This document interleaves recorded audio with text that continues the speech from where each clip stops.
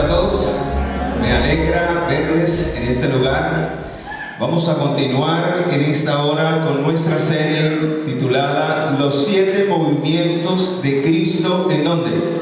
En el santuario. Recuerden que estamos estudiando la verdad acerca del santuario y cómo Dios ha preservado esta verdad a través de los siglos, y de una manera especial como pueblo nos la ha dado con el fin de que podamos ver de una manera directa, de una manera práctica, de una manera sencilla, a través de una maqueta, el plan de redención que Cristo trazó y que Él mismo, a través de su propia vida, de su ministerio, va dando movimiento tras movimiento, paso tras paso, para indicarnos lo que debemos de hacer si queremos finalmente ser salvados del pecado para vivir para siempre con Cristo por la eternidad. Así que en esta noche vamos entonces a continuar. Vamos a hacer un recuento. Vamos a hacer un recuento porque recuerden, mis amados, que en la repetición está el ¿qué? El aprendizaje. Recuerdo cuando estaba pequeño, aprendiéndome las tablas de multiplicar. Eso era duro yo, pero dele y dele, repite y repita, y todavía las tengo aquí. Así que la cuestión es repetir y repetir para que la verdad se nos grabe. ¿En dónde? Si usted estudia un ratico, a medias, de vez en cuando, finalmente no va a aprender. Pero si todos los días se esfuerza por estudiar la Biblia, finalmente la palabra de Dios, ¿dónde va a estar? Va a estar en la mente, y si usted la graba y la repite, se va a aprender la palabra de Dios allí. Y entonces cuando la necesite, va a decir, escrito está. Y Dios le va a ayudar en medio de las situaciones. Veíamos, hermanos, que el primer movimiento de Cristo en el santuario fue salir de allá, del lugar santísimo. Recuerde que esta era una maqueta del verdadero tabernáculo inmenso que hay en el cielo, donde está el trono de Dios, donde estaba con el Padre. Cristo salió del santuario celestial para venir al campamento. ¿De qué es símbolo el campamento? Del planeta Tierra, donde habitaba el pueblo de Dios. Así que Él nació en medio de su pueblo, en medio de los judíos, quien era su pueblo especial en ese tiempo. Nació allí en Belén y vino a vivir una vida perfecta para ofrecerse como el Cordero perfecto. Cuando Juan lo vio venir, dijo, porque él había estudiado lo que el santuario indicaba, que en el momento en que el Señor viniese, era ese Cordero que por tantos años había simbolizado esos sacrificios. Cada vez que el pecador traía, veíamos ayer, cada vez que el pecador traía un corderito y lo degollaba, ese corderito prefiguraba a aquel Cordero, o sea, a Jesús, quien iba a venir como el Cordero para ser muerto por nuestros pecados y finalmente pagar la deuda de toda la humanidad. Así que Cristo vivió una vida perfecta en medio de su pueblo. Dice en Juan 1:14 que el Verbo se hizo carne y habitó en medio de ¿quién? En medio de nosotros, y vimos su gloria como la gloria del unigénito ¿de quién? Del unigénito del Padre. Así que luego de que Cristo va allí a buscar a los pecadores, entonces los atrae hacia el atrio, los atrae. Por eso dice la palabra que cuando el Hijo de Dios fuere levantado sobre la tierra, ¿a cuántos atraería? A todos atraería a Él. Cuando Él fue levantado en la cruz del Calvario, la cruz del Calvario se constituye en el símbolo de la muerte de Jesús. Todo el que trae a la memoria la cruz del Calvario recuerda que un día el Cordero fue sacrificado allí por el pecado tuyo y por el pecado mío. Alabado sea nuestro Dios. Porque de otra manera estuviésemos perdidos hoy. Estuviésemos sin esperanza. Todo pecado ha sido perdonado del Calvario. Amén. Ya la factura que teníamos, la cuenta que teníamos en contra de nosotros ha sido cancelada por la sangre del Cordero. ¿No dicen amén? Por eso el altar del sacrificio requería un sacrificio perfecto. Por eso Jesús vivió una vida perfecta, para entregarse como sacrificio, como holocausto. Por eso ese segundo mueble, el primer mueble, cuando entra allí al atrio, se encuentra, pasa por la cortina, por la puerta de la entrada, que se llamaba el camino, así la llamaban a esa entrada, el camino. Y entraba, y el primer mueble que se encontraba era el altar del holocausto, o el altar del sacrificio. Porque ahí estaba el sacerdote que durante todos los días sacrificaba un cordero mañana y tarde. A las 9 ya estaba degollando el cordero para expiar el pecado del pueblo. A las 3 de la tarde estaba degollando otra vez otro cordero para expiar el pecado del pueblo de Dios. Pero si cada pecador venía con su propia ofrenda, el pecador expiaba su propio pecado, expiaba su propio pecado. Y por eso, queridos, yo le doy gloria al Señor, porque ya esos ritos se acabaron, porque ya no tenemos que traer un cordero para que el Señor nos perdone, para que el Señor nos limpie del pecado. Ahora solo por medio de la fe en el verdadero Cordero que hoy está en el cielo intercediendo por nosotros, podemos tener acceso al perdón. Primera de Juan 1:9 dice: si confesamos nuestros pecados, si nos arrepentimos del pecado y lo confesamos, Él, ¿quién es Él? El Cordero. Él es fiel y justo para perdonar nuestros pecados y limpiarnos ¿de qué? De toda maldad. Hoy vamos a entender esa palabra, limpiarnos de toda maldad. Por eso vamos a pasar, queridos, en esta hora al siguiente mueble, del cual vamos a estudiar hoy. Jesús se mueve hacia el siguiente mueble. ¿Cuál es ese mueble que sigue al altar del sacrificio? Vamos a mirar qué dice en el libro de Éxodo. Busquemos. A ver, ustedes son los que me ayudan, porque yo quiero que ustedes sean los que lean en esta noche. Yo ya lo tengo ahí estudiado, leído, pero necesito que ustedes me ayuden a leerlo para que podamos comprenderlo más. Éxodo 30, 17 al 21. ¿Quién fue el que ordenó a Moisés? ¿Qué dice allí el 17? Por favor, léanlo en voz alta quien lo tenga. ¿Qué dice? A ver, hermano Henry. El texto como está ahí, 17 al 21.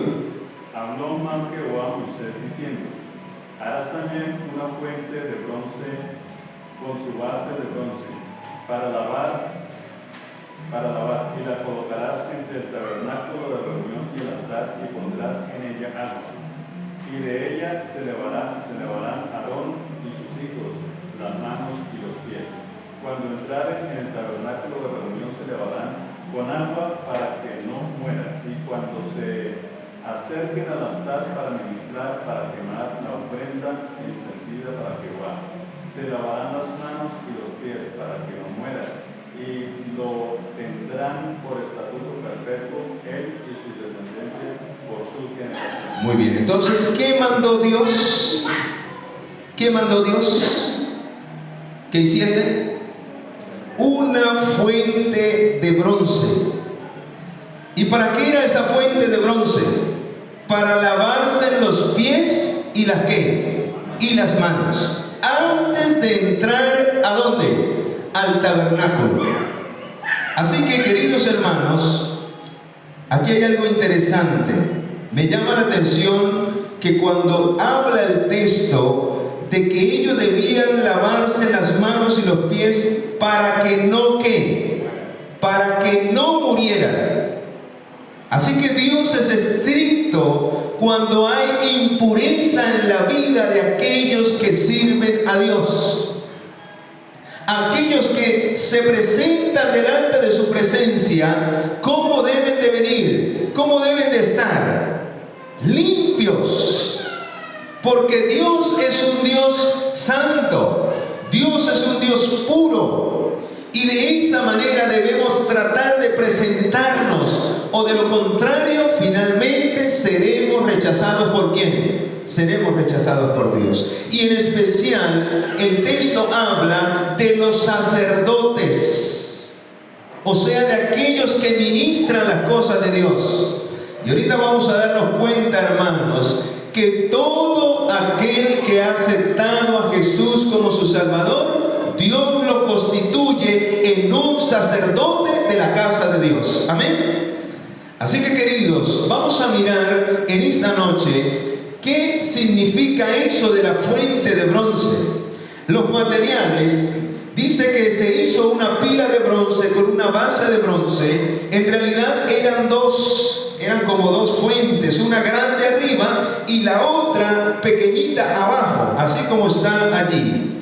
Para arriba las manos y para abajo los pies. Tenía una llavecita para poder sacar el agua y entonces lavarse los pies. No era que el sacerdote, ahí no está bien la ilustración, porque él ensuciaba el agua, él sacaba el agua y se lavaba las manos, ¿sí? No era que metiera las manos allí, porque ensuciaba el agua. Dice que esta fuente se hizo ¿con qué? También tenía unos espejos allí. El interior de la fuente tenía unos espejos para cuando el sacerdote se acercaba, entonces podía ver la mancha de su ¿qué? La mancha que tenía en su rostro, acá en su cuello, que él no podía percibir por sí mismo, y entonces poderse limpiar. ¿Por qué? Porque antes había estado allí en el altar del sacrificio oficiando la muerte de aquel cordero que habría de expiar el pecado del pecador y también del pueblo. Porque recuerden que ellos expiaban también el pecado del pueblo degollando un animalito mañana y tarde. Y dice que el bronce, ¿qué representa el bronce? Representa firmeza, representa solidez y la incorruptibilidad de los mandatos de Dios. También el bronce simboliza juicio. Dios hace juicio para mostrar el pecado, pero también para vindicarnos del pecado, no para condenarnos. El Señor muestra nuestra condición para darnos redención a través de la sangre y del sacrificio de Jesús.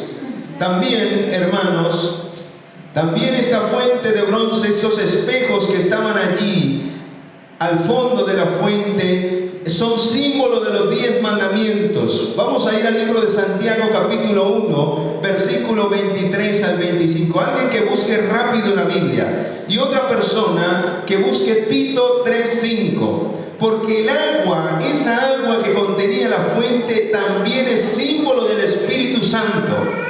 Y vamos a mirar por qué.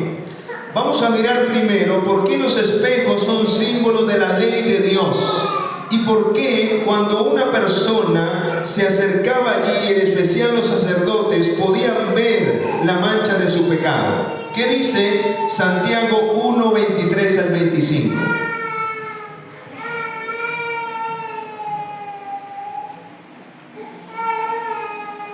¿Qué dice Santiago 1, 23 al 25? Alguien que lo lea. No importa, hermano. Dice: porque si alguno es oidor de la palabra, pero no hacedor de ella, este es semejante al hombre que considera en un espejo su rostro natural, porque él se considera a sí mismo y se va luego y olvida cómo era. Mas el que mira atentamente en la perfecta ley de la libertad y persevera en ella, no siendo oidor olvidadizo, sino hacedor de la obra, este será bienaventurado en lo que hace. Amén. Entonces, cuando nosotros contemplamos la ley de Dios, podemos percibir ¿qué? ¿Qué podemos percibir? La mancha de nuestro pecado. Porque la ley de Dios nos muestra el pecado. La única función de la ley de Dios no es salvarnos, es mostrarnos nuestra condición con respecto a quién, a lo que Dios pide de nosotros, para que entonces vayamos a la fuente de agua de vida, que es Cristo Jesús, quien también simboliza el agua, al igual que al Espíritu Santo, y seamos limpiados y renovados por esa agua. ¿Qué dice Tito capítulo 3 versículo 5? ¿Qué dice, hermano, atrás? Nos salvó no por obras de justicia que nosotros hubiéramos hecho, sino por misericordia, por el lavamiento de la regeneración y por la renovación en el Espíritu Santo. Amén. Así que el Espíritu Santo hace una obra de regeneración, de lavamiento en nuestra vida. Porque el Espíritu Santo es el vicario de Cristo, es el representante de Cristo. Cristo lo ha enviado para hacer esa obra de regeneración en nuestra vida. En otras palabras, Cristo lo ha enviado para que a través de Él, entonces el carácter y la justicia de Cristo sea reproducida en nuestra vida. Pero antes de que eso suceda, necesitamos ser ¿qué? Limpiados de toda mancha de pecado. Y esto ocurre en esta fuente, en este lavacro. Y saben, hermanos, también el lavacro es símbolo del bautismo. Es símbolo de la aceptación de Cristo como Salvador. Por eso, cuando el pecador entraba al santuario, entraba por la puerta llamada el camino, y entraba y entonces contemplaba el sacrificio de Jesús. Lo mismo ocurre hoy. Cuando una persona, Dios la llama, Cristo la busca y la encuentra, lo primero que Cristo presenta ante la mente de ese pecador es: yo morí por ti, yo morí por tu pecado. Tú estás desesperado, desesperada, quizás para ti la vida no tiene sentido. Yo derramé mi sangre por ti. Tu vida vale mi sangre. Tú vales para mí porque yo vine a morir por ti. Y lo primero que Cristo le ofrece al pecador es el perdón del pecado, porque Él lo obtuvo en la cruz del Calvario.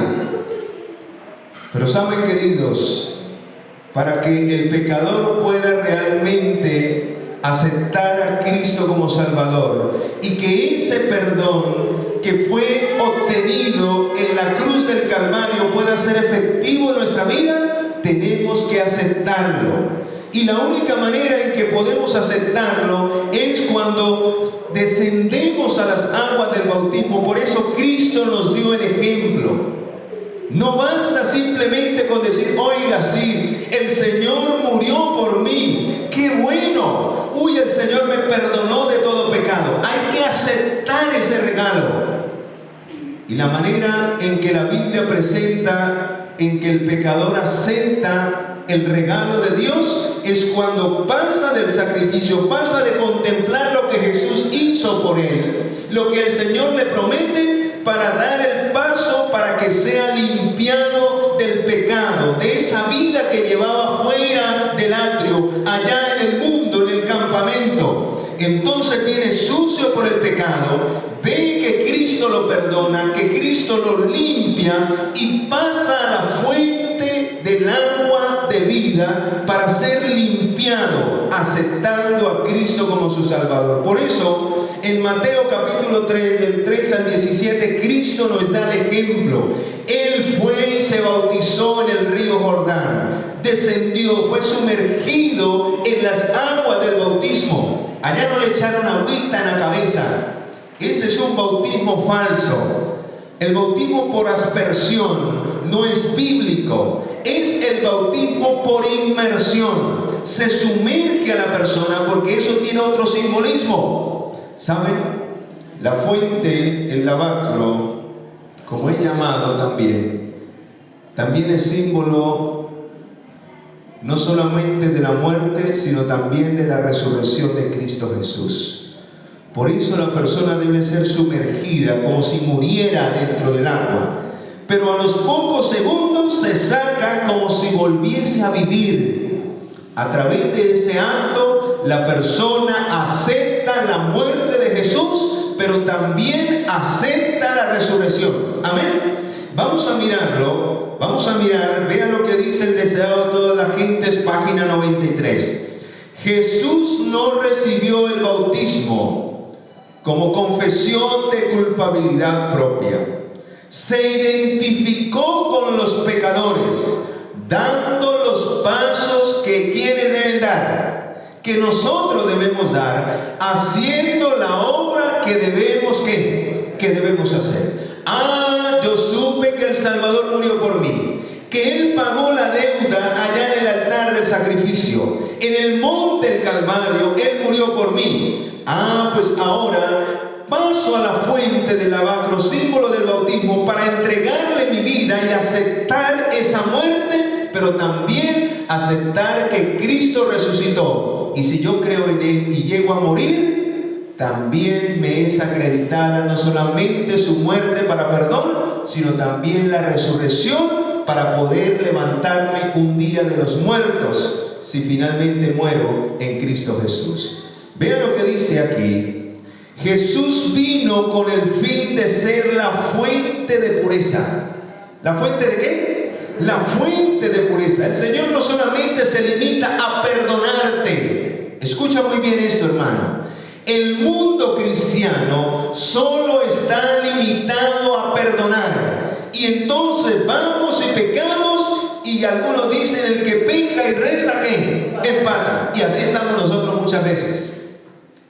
Oramos y vamos y nos levantamos al siguiente día, ya le pedimos perdón, al siguiente día otra vez es lo mismo. Y en la noche otra vez caemos y oramos y seguimos así, y llevamos así 10, 12, 15 años, y no hay una limpieza interior realmente que nos haga totalmente diferente a cómo vive el mundo. Así que, hermanos, Dios no solamente quiere perdonar tu pecado.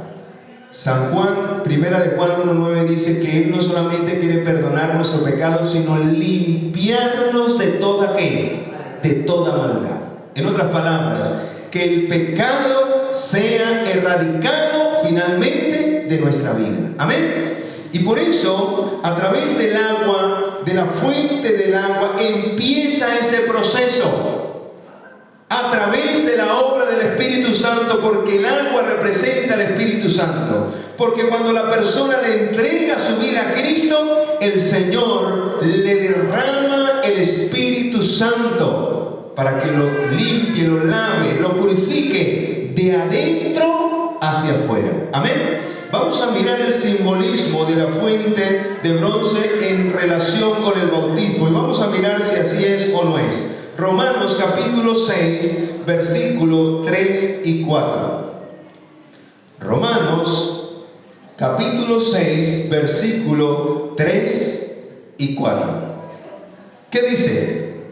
A ver, ¿qué dice? Romanos capítulo 6, versículo 3 y 4. Dice: ¿O no sabéis que todos los que hemos sido bautizados en Cristo Jesús hemos sido bautizados en su muerte? Porque somos sepultados juntamente con Él para muerte por el bautismo, a fin de que como Cristo resucitó de los muertos por la gracia del Padre, así también nosotros andemos en vida nueva. ¿De qué es símbolo el bautismo? De la aceptación de la muerte, pero también de la aceptación de ¿qué? De la resurrección. O sea que cuando usted se entrega a través del bautismo, le es acreditada la muerte, pero también le es acreditada la resurrección en Cristo Jesús. Amén. Y por eso vemos el paralelo, hermanos. Por eso Cristo muere, pero también resucita al tercer día.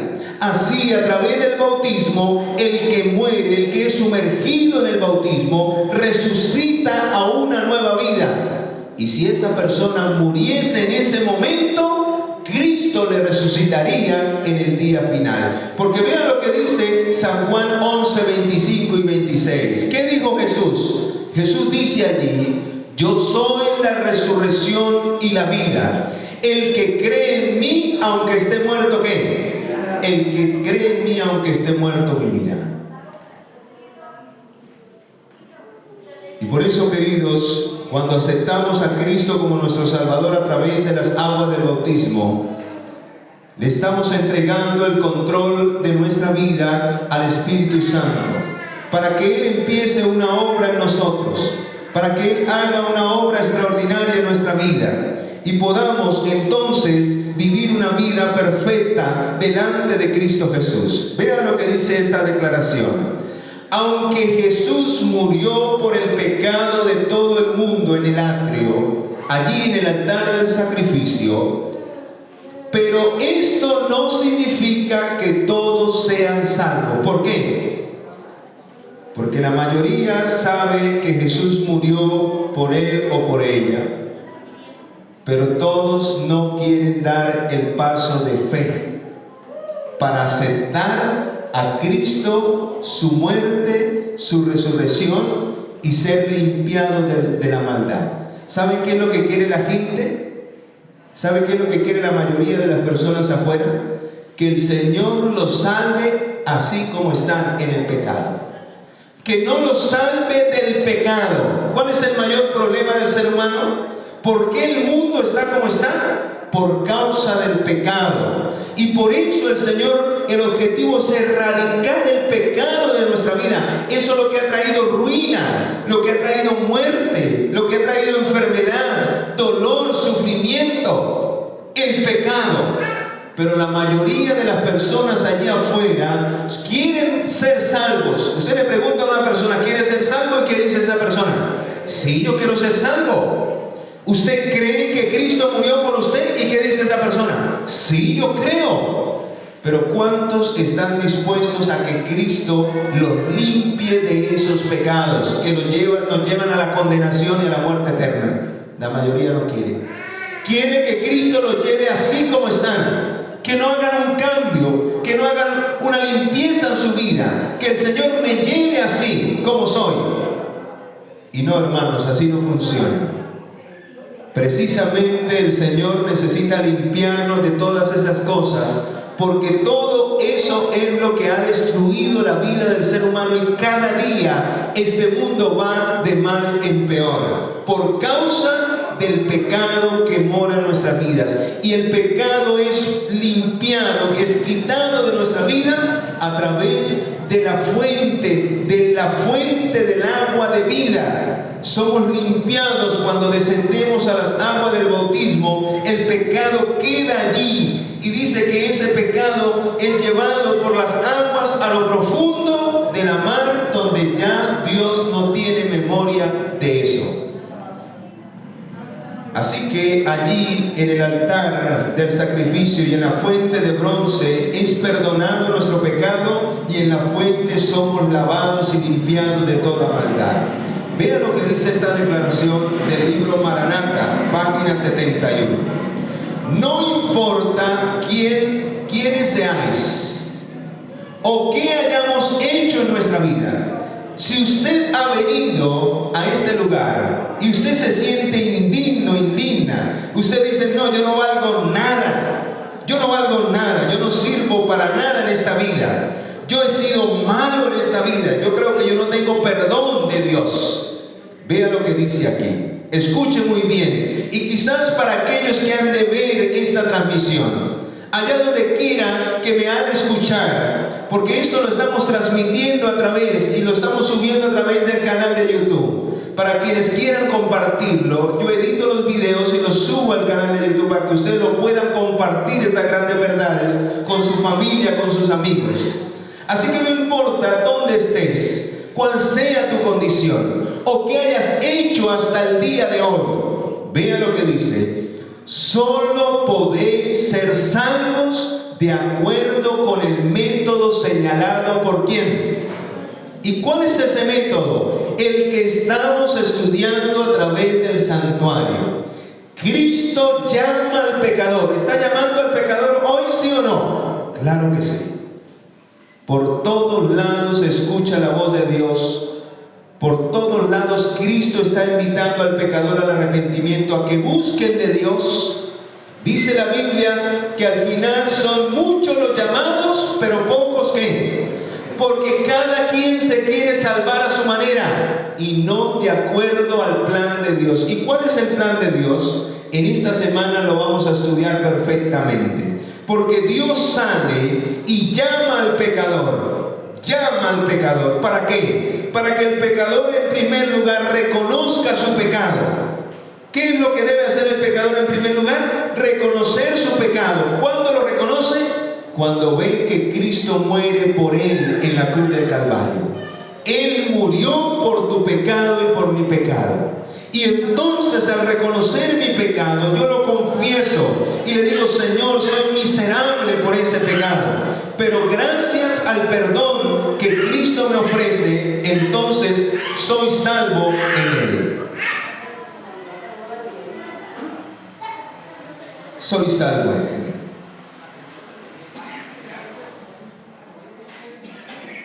Por eso, queridos, en esta hora Dios nos invita a seguir el método señalado por Él. No es a mi manera que yo me salvo, es a la manera de ¿quién? De Dios. ¿Y cuál es la manera de Dios? Vea lo que dice aquí. En primer lugar, debéis ¿qué? Arrepentirlos. O sea, debe de haber un verdadero arrepentimiento. ¿Y cuándo se obtiene ese verdadero arrepentimiento?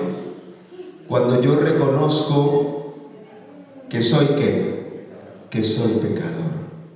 Cuando yo hago un examen en mi vida y digo: en realidad estoy mal. Soy esto, soy aquello, pienso de esta manera, estoy totalmente errado. Porque así no es como Dios quiere que yo viva mi vida. Y entonces dice aquí que cuando nosotros nos arrepentimos y reconocemos nuestra vida, debéis caer desvalidos sobre la roca. En otras palabras, humillarnos y caer de rodillas. Y si hay que llorar, lloremos, descarguémonos. Y digámosle: Señor, ayúdame. Vivo una vida miserable. Siento que mi vida no es nada. Lo único que le he hecho daño es a todo mundo. Me siento vacío, vacía. Me siento triste. Siento que mi vida no tiene sentido. Ayúdame, Señor. Hágalo usted íntimamente con Dios.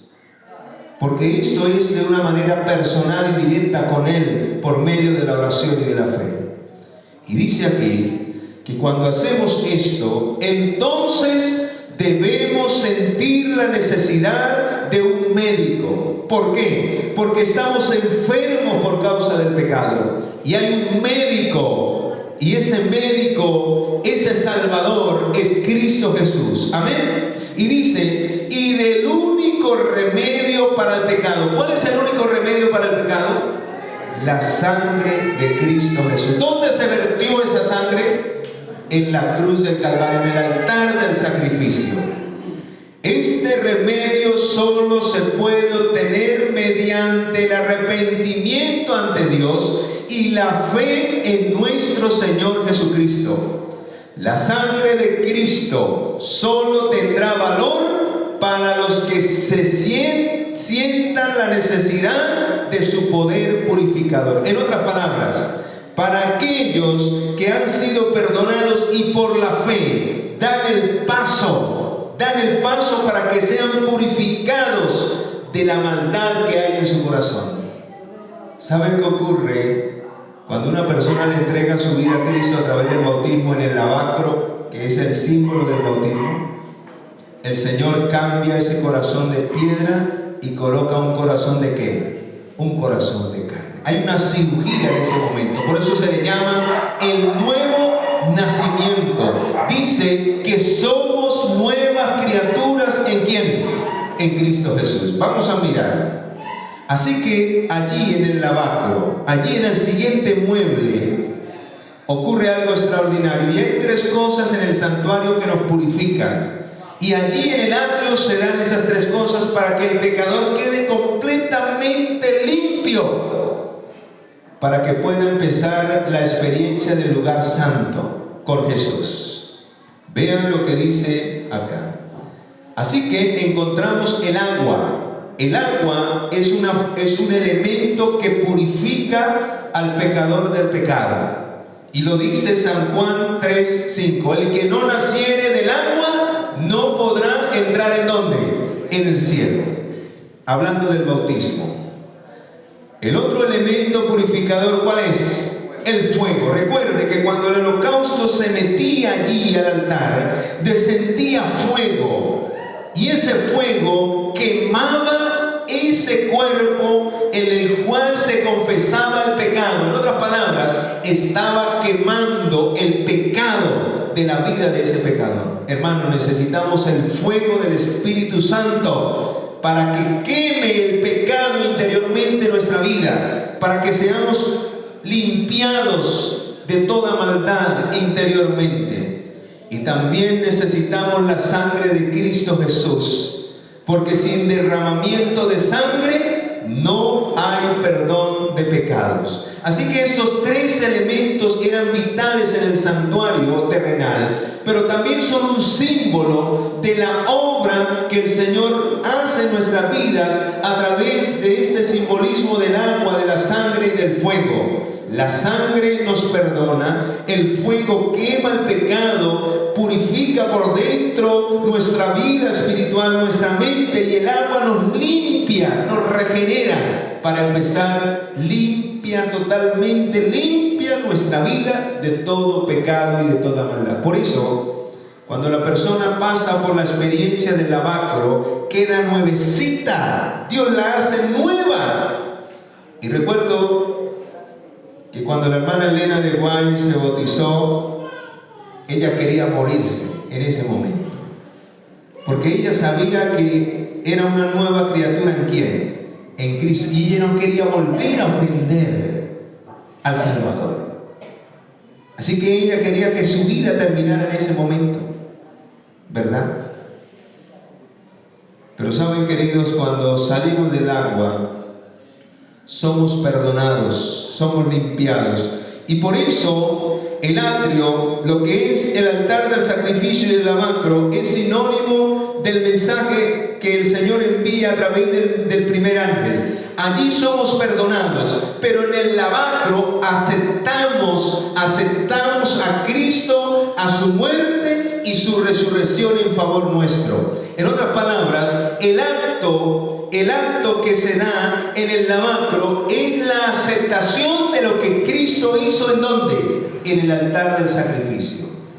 Entonces de nada sirve saber que Cristo murió y resucitó si no voy al lavacro para aceptar lo que Cristo hizo en favor mío, para hacerlo una realidad en mi vida, y para que a través de su muerte y de su resurrección mi vida valga la pena. ¿Saben? Aunque eso es importante, no lo es todo en la vida cristiana tampoco. Hay algunos que se limitan simplemente con aceptar a Cristo, con entregarle su vida a través del bautismo, pero a partir de mañana vamos a ver, hermanos, que el pueblo verdadero de Dios, los hijos que van a heredar el reino de los cielos, no se contentan simplemente con ser bautizados, no se contentan simplemente con ser perdonados.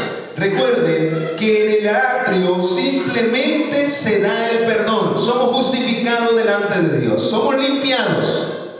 Pero ahí es donde empieza la más grande batalla, porque el diablo no nos va a dejar tranquilos. El diablo va a empezar una guerra para que aquel que ahora es limpio y puro delante de Dios, que ha sido purificado por la sangre, por el agua y por el fuego, nuevamente vuelva al pecado y se separe de Dios. Esa es la estrategia del diablo cuando una persona le entrega su vida a Cristo.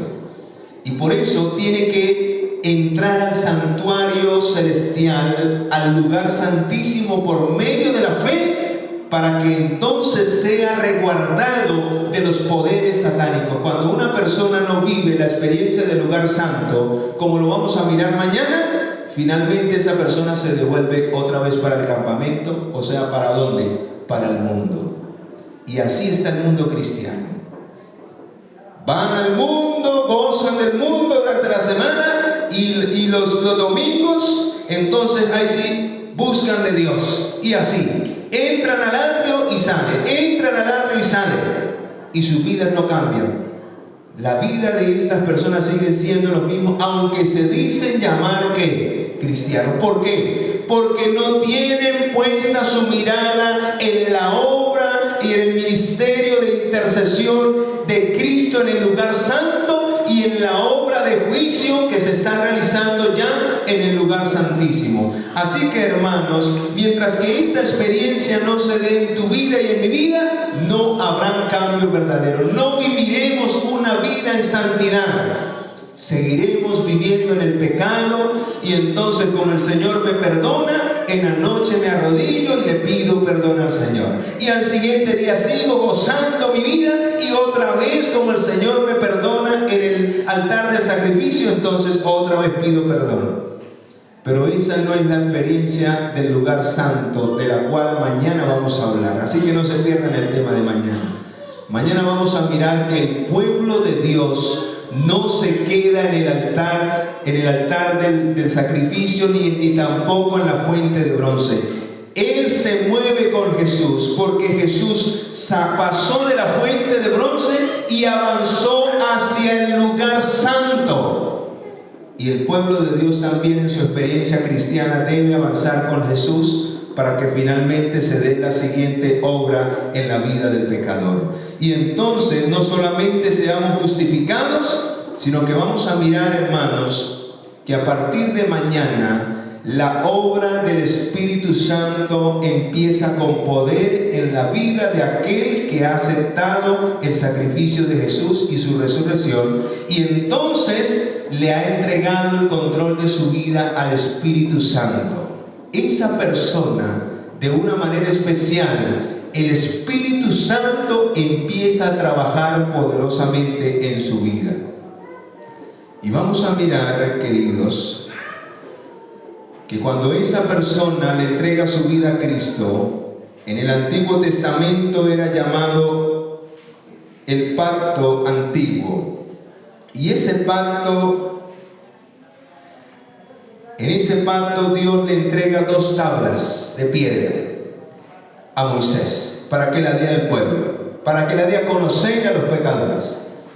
Pero en el Nuevo Testamento ya el Espíritu Santo ya no las graba en 2 tablas de piedra. En el nuevo pacto es la misma ley, pero ahora esa ley la graba ¿en dónde? En las tablas del corazón. Dice el libro de Ezequiel, de Jeremías 31:33, daré mi ley en su mente y la escribiré ¿en dónde? En su corazón. Yo seré a ellos por Dios y ellos serán a mí ¿por qué? Por pueblo. Ese es el nuevo pacto. Ahora ya no en tablas de piedra, ahora en las tablas de ¿qué? Del corazón. ¿Y saben quién escribe eso en el corazón y en la mente? ¿Quién? El Espíritu Santo. Porque el Espíritu Santo es dado cuando la persona sale del agua. ¿Qué pasó cuando Jesús salió del agua? ¿Qué pasó? El Espíritu de Dios descendió en forma ¿de qué? De una paloma. Busquemos Hechos 2, 37 y 38. Hechos capítulo 2, versículo 37 y 38. ¿Qué dice allí? Alguien que me lo lea fuerte. Hechos 2, 37 y 38. ¿Qué dice? ¿Qué recibimos cuando somos sumergidos en el agua y salimos del agua? Al igual que Jesús también recibió. Léalo. Al oír esto se compusieron de corazón y dijeron a Pedro y a los otros apóstoles, varones: Hermanos, ¿qué haremos? Pedro les dijo: Arrepentíos y bautícese cada uno de vosotros en nombre de Jesucristo para perdón de los pecados y recibiréis el don del Espíritu Santo. ¿Qué recibe el pecador cuando es perdonado? ¿Qué recibe, hermano Joel? El Espíritu Santo. ¿Para qué? ¿Para qué es dado el Espíritu Santo? ¿Recuerdan lo que estudiábamos ayer? ¿Recuerdan lo que estudiábamos ayer? Hoy lo vamos a completar y con esto termino. Vean. En ese momento, cuando aceptamos a Cristo y su sacrificio, nos es imputada la justicia de Cristo. ¿Y qué significa esa palabra imputada? O sea que el perdón de Cristo le es otorgado de una manera directa a esa persona que se arrepintió. Pero la justicia de Cristo cumple una doble función. La primera función es imputada. Usted se arrepintió y una vez el Señor le colocó el perdón. Pero la otra es impartida. ¿Y saben a través de quién es impartida? A través de la obra del Espíritu Santo en nuestra vida. Por eso cuando la persona se bautiza y es perdonado, le es conferido el don ¿de quién? Del Espíritu Santo. ¿Por qué? Porque el Espíritu Santo, a partir de ese momento, como la persona le entregó su vida a Cristo, Él toma posesión de esa vida para empezar una obra de transformación desde adentro hacia afuera. O sea, para impartir la justicia de Dios, para que esa persona llegue a ser perfecta delante de quién, delante de Cristo Jesús, y ya no vuelva a pecar más. Eso es lo que dice aquí. La justicia por la cual somos justificados o perdonados es imputada. Es imputada. Cristo la otorga directamente al pecador arrepentido. Pero la justicia por la cual somos santificados, ¿cómo es? Impartida. ¿Y a través de quién es impartida? A través del Espíritu Santo. El Espíritu Santo nos guía a la verdad. El Espíritu Santo nos muestra todos los días nuestra condición. El Espíritu Santo nos lleva todos los días al arrepentimiento. Y el Espíritu Santo va colocando en nuestro carácter la santa ley de Dios, la va grabando en el corazón, hasta que finalmente reflejamos la imagen de Cristo en nuestra vida. Hasta que finalmente el que era grosero deja de ser grosero. El que era peleonero deja de pelear. El que era borracho deja la borrachera. El que era ladrón deja de robar. Y finalmente los frutos del Espíritu se reflejan en nuestra vida: el gozo, la paz, el amor, la benignidad, la templanza, la mansedumbre. Entonces, cuando esto se da, vean lo que dice aquí. Mensaje para los jóvenes, página 32. La primera obra de la justicia de Cristo es nuestro derecho al cielo. Y la segunda es nuestra idoneidad. En otras palabras, cuando ya vivamos una vida semejante a la de Cristo, entonces ya estamos listos para ir ¿a dónde?